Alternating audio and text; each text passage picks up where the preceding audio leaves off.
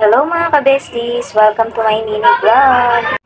Heto nga at kakauwi ko lang galing palengke at syempre dahil napakainit, need natin mag-relax gamit ang mini humidifier na ginagamitan ko ng herbal scent.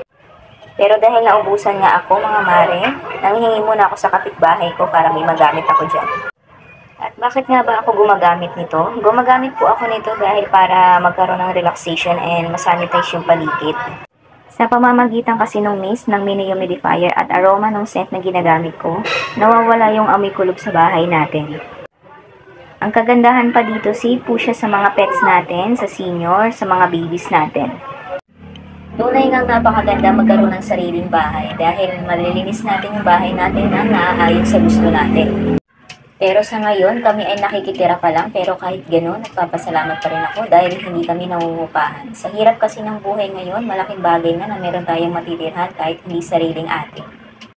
At kahit hindi po natin ito sariling bahay, panatilihin pa rin po natin ang pagiging malinis at maayos sa paligid natin. Guys, sa mga gusto po mag-avail ng ginagamit kong mini humidifier, available pa rin po yan sa Yellow Basket. Meron din po diyang pagpipilian ng mga herbal scent po. Yun lang po, bye-bye! Thanks for watching!